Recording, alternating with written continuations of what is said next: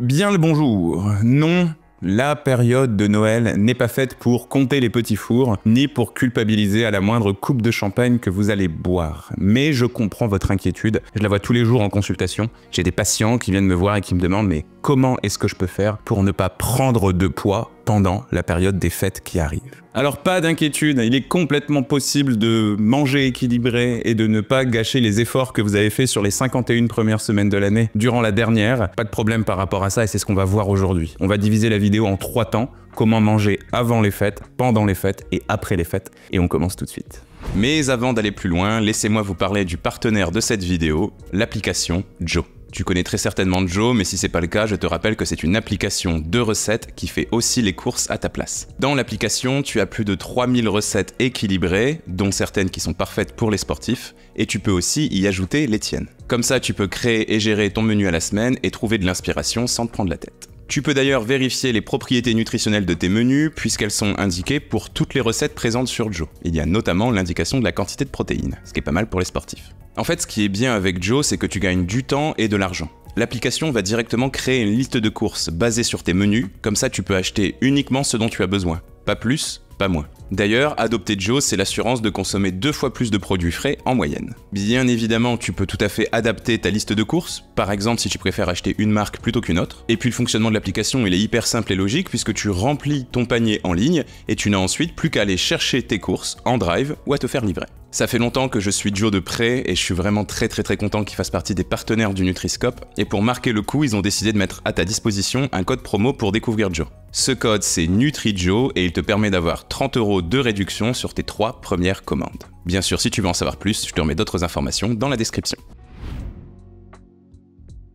Bien, commençons par regarder ce que je vous conseille de manger avant les fêtes. Alors tout d'abord, quelques jours avant les fêtes, quelques jours avant Noël tout simplement, hors de question de faire régime. Moi j'ai beaucoup de patients et de patientes qui me disent ça pendant une semaine à 15 jours, ils vont manger le moins possible, juste la soupe, du jambon blanc et des yaourts et ils vont s'arrêter là. L'objectif c'est de perdre un maximum de kilos avant les fêtes. Très mauvaise idée, tout ce que vous allez faire c'est vous frustrer, finalement vous allez accumuler de la fatigue et de la frustration et vous allez vous défouler sur le repas de Noël le jour J. C'est pas une excellente idée finalement parce que votre corps va pas trop apprécier ce qui se passe et puis d'un point de vue équilibre sur la balance, vous allez pas du tout être gagnant ou gagnante puisque vous allez tout reprendre ce que vous avez perdu pendant une semaine ou deux. À votre place, ce que je vous conseille, c'est de garder 2 notions en tête pendant les quelques jours qui vont précéder Noël. Premièrement, gardez une notion d'équilibre alimentaire sans chercher à faire régime. Ça sert à rien de vous perdre là-dedans, vous le savez, de toute façon, les régimes, c'est que des conneries, ça marche pas. Ou en tout cas, ça marche pas de façon durable. Manger équilibré, ça veut dire quoi ici? Ce que je vais vous conseiller pendant, 15 jours avant Noël, c'est de vous assurer premièrement qu'à chaque prise alimentaire que vous faites, vous mangez des fibres, c'est-à-dire soit des fruits, soit des légumes. Que ce soit le matin, le midi, l'après-midi ou le soir, ça doit être comme un jeu pour vous. Est-ce qu'il y a bien une portion de fruits et ou une portion de légumes dans votre repas? Si c'est pas le cas, il sera pas équilibré. Ensuite, pendant ces quelques jours qui vont précéder Noël, faites bien attention à consommer suffisamment de protéines dans vos repas. Ça c'est quelque chose qu'on oublie trop souvent. Pensez à mettre de la viande, pensez à mettre du poisson, pensez à mettre des œufs, pensez à mettre aussi des produits laitiers éventuellement. Un peu comme les fibres, fruits et légumes dont je viens de vous parler, s'il n'y a pas de protéines dans un repas, il va pas être équilibré et surtout il va pas être rassasiant, il va pas vous caler très longtemps et vous allez avoir faim super vite après. Et puis la troisième chose que je vous conseillerais, c'est d'essayer de bien vous hydrater pendant les périodes qui vont précéder Noël. On n'en parle pas assez mais c'est super important de bien manger, certes, mais de bien boire aussi. Donc pensez à boire vos 1,5 litre d'eau avant les fêtes, c'est très important bien évidemment. Donc globalement, voilà le triptyque sur lequel je ferai reposer votre équilibre alimentaire. J'ajouterai à ça de bien faire attention de consommer de la qualité. La quantité d'aliments que vous consommez, c'est bien, mais si vous pouvez éviter de prendre des aliments qui sont transformés, qui sont très industriels, des fast-food, des choses comme ça, essayez d'éviter le plus possible. Et puis j'ajouterai à tout ça de faire un petit peu d'activité physique. On arrive dans les saisons plus froides et vous avez ce besoin de quand même bouger un tout petit peu. Alors vous n'êtes pas obligé d'aller courir dehors ou d'aller faire du vélo sous la neige, c'est pas le but. Vous pouvez tout à fait faire un petit peu d'activité physique chez vous, que ce soit du sport ou autre chose d'ailleurs. Je vous rappelle que danser, bricoler et jardiner, c'est aussi de l'activité.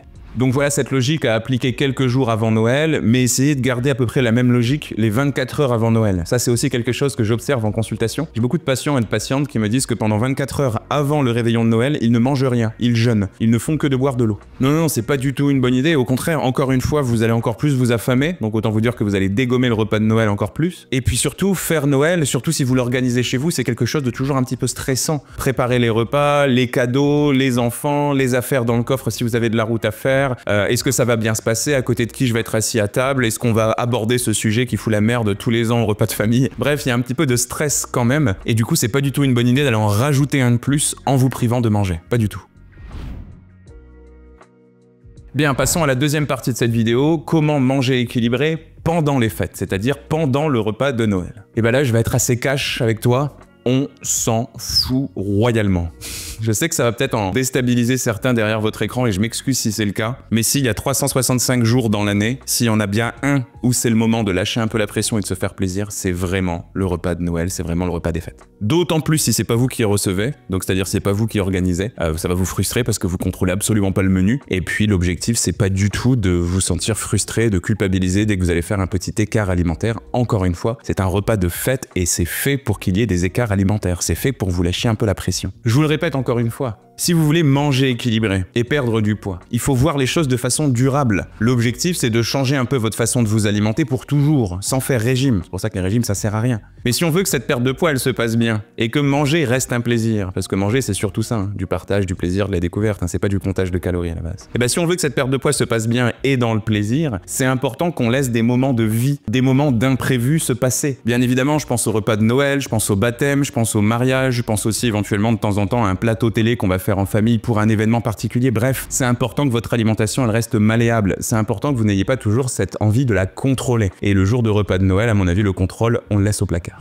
Donc bien évidemment, le mot d'ordre, c'est de profiter. Par contre, si vous pouvez favoriser des aliments de qualité, c'est mieux. C'est-à-dire que profiter, manger très calorique, manger 3 fois de trop, bien évidemment, c'est ce qui va se passer dans de nombreux foyers français. Mais si on peut quand même garder cette logique d'avoir des aliments de qualité, ça reste quelque chose d'assez intéressant. Je le répète très souvent, du poisson pané, ça n'a rien à voir avec un filet de saumon par exemple. Ensuite, deuxième petit conseil quand même, il est possible que vous buviez plus d'alcool qu'au quotidien. Encore une fois, c'est assez normal, c'est assez classique. Pensez quand même à suffisamment vous hydrater. Entre chaque verre d'alcool par exemple, ou au moins entre l'apéritif et le plat principal, et entre plat principal et le dessert, essayez de boire des grands verres d'eau, qu'elle soit plate ou pétillante, mais pensez vraiment à ça. Ça va beaucoup plus faciliter le travail de votre foie et de tous les organes qui sont liés à la digestion et qui vont, croyez-moi, avoir beaucoup de travail. Donc s'hydrater, c'est un réflexe tout simple à garder en tête. Troisième conseil, je vais aussi vous conseiller de prendre votre temps. Alors ça dépend des familles, moi c'est des choses que j'ai du mal à observer, mais parfois dans certaines familles où je suis allé faire Noël, le repas il est torché en 1 heure, alors qu'on mange 3 à 4 fois plus qu'on va le faire au quotidien. Non, faut prendre son temps à Noël, faut bien prendre son temps de savourer les aliments, il faut bien prendre son temps avant de passer d'une partie du repas à une autre, par exemple la transition entre l'apéro et l'entrée. Moi j'ai toujours du mal à comprendre ces familles dans lesquelles on va, et généralement le chef de maison ou la chef de maison, même si j'aime pas cette expression, donne un petit peu un rythme militaire au repas. Non, chacun son rythme, tranquille,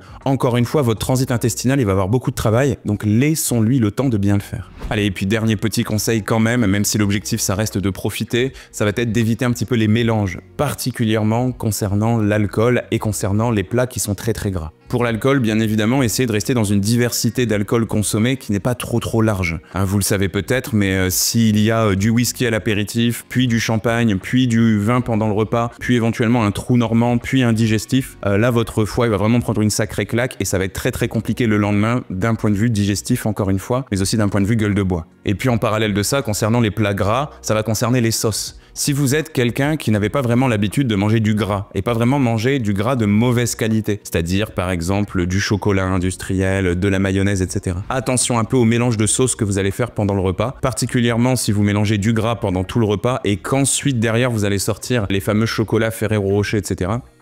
Faites un petit peu gaffe à ça, si ça fait pas partie de vos habitudes, vous risquez de vous exposer un peu plus à une crise de foie et encore une fois le lendemain, le regretter un petit peu. Mais comme je le répète très souvent, écoutez-vous, écoutez les messages que votre corps vous envoie.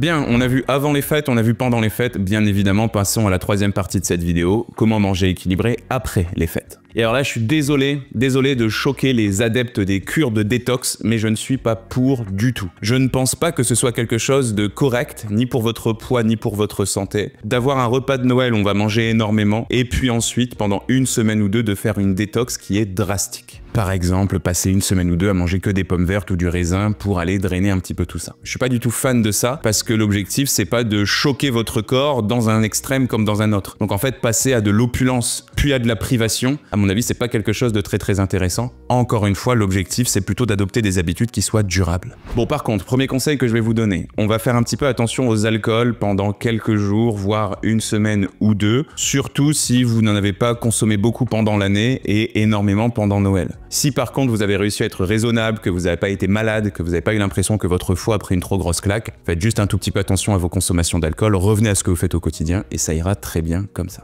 Toujours pour rester dans la logique de la boisson, bien évidemment c'était important avant et pendant le repas, ça l'est tout autant après. Pensez à boire suffisamment. Je le répète énormément, mais pas assez, j'ai l'impression, parce que j'ai encore beaucoup de patients et de patientes qui sont étonnés quand ils regardent le peu de boissons qu'ils consomment sur une journée. Et quand je parle de boissons, bien évidemment, je parle d'eau ici. Donc je vous répète que même après les fêtes, même après Noël, il vous faut au moins 1,5 litre d'eau par jour, ce qui représente à peu près 8 verres de cantine remplis jusqu'à ras-bord. Et l'idéal, c'est de les boire répartis sur toute la journée, plutôt que de tout boire sur un seul repas. Ça, vos reins vont pas trop apprécier. Troisième chose qu'on va pouvoir faire, c'est essayer peut-être de réparer un petit peu votre transit intestinal. Surtout, encore une fois, si vous avez observé que vous avez beaucoup changé vos habitudes alimentaires et que d'un point de vue digestif, Noël s'est pas très bien passé. Dans cette logique, premièrement, ce qu'on va pouvoir faire, c'est mettre un petit peu l'accent sur des aliments fermentés. Je pense notamment à du chou fermenté, je pense à du vinaigre ou encore à des laitages fermentés type skyr ou type fromage. Ça, c'est des choses qui sont assez intéressantes parce que les aliments fermentés contiennent des bactéries qui aident la digestion à bien se passer. La deuxième chose qu'on va pouvoir faire, justement pour nourrir ces fameuses bactéries qui aident la digestion à bien se passer, c'est de consommer suffisamment de fibres. Donc ça, je t'en ai déjà parlé plus tôt dans la vidéo. Assure-toi qu'à chaque prise alimentaire, matin, midi, après-midi et soir, il y ait des fibres à l'intérieur, c'est-à-dire soit une portion de fruits, environ 100 grammes, soit une portion de légumes, environ 150 grammes.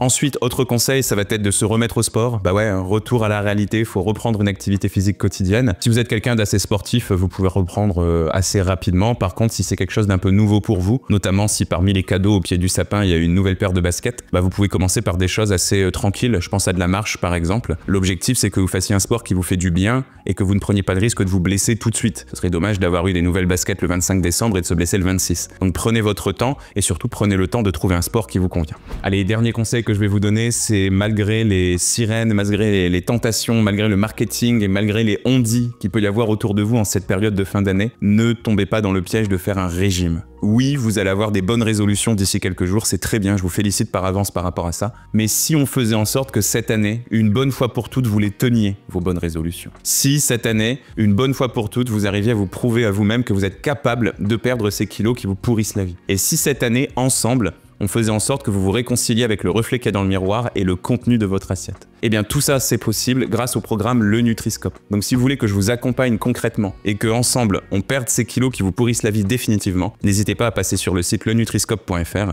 je vous remets aussi tous les liens dans la description. Bien sûr, si cette vidéo vous a plu, je vous invite à me laisser un like et à me le dire en commentaire. N'hésitez pas à vous abonner à la chaîne si c'est pas encore fait. Moi je vous retrouve ici 2 fois par semaine et tous les jours sur tous mes autres réseaux sociaux. Salut!